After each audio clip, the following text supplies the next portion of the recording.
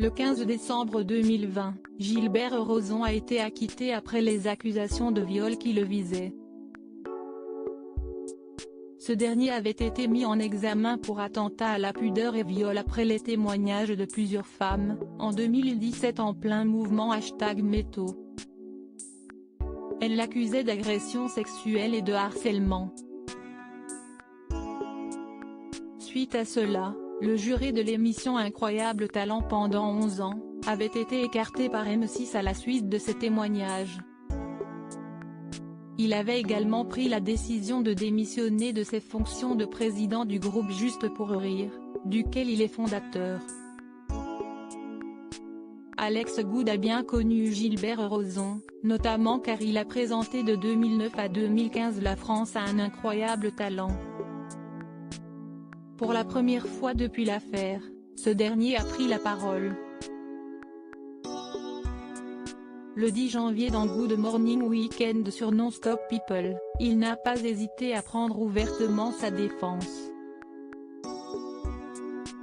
S'il ne l'a pas fait avant, et ce malgré plusieurs sollicitations, CST avant tout car il avait fait le choix, dit-il, de ne pas remuer la merde parce qu'il trouvait cela un peu terrible car on ne savait pas. Il a tout perdu. Alex Goud a fait savoir que Gilbert Rozon a tout perdu avec cette histoire. Il a expliqué, il s'est fait virer d'Incroyable Talent, il a rendu sa boîte.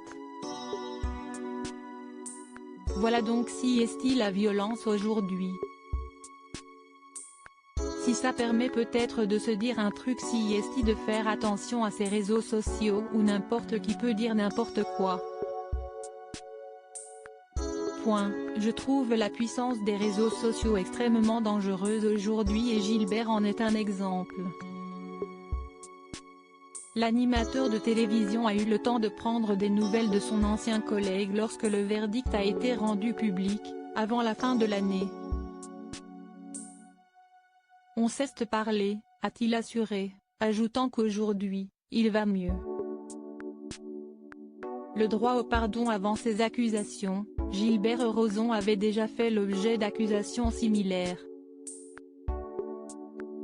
En 1998, il avait été accusé d'agression sexuelle sur une femme de 19 ans et de séquestration sur une femme de 31 ans.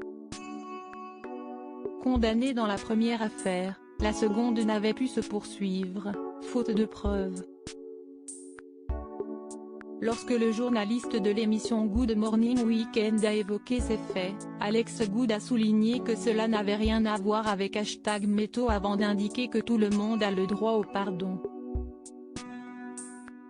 Les gens font des erreurs, ils payent leurs fautes et puis voilà, qu'une fois que CST payé. Tu vas pas sans arrêt. Sinon tu remues le couteau dans la plaie jusqu'à la fin de tes jours, a-t-il conclu.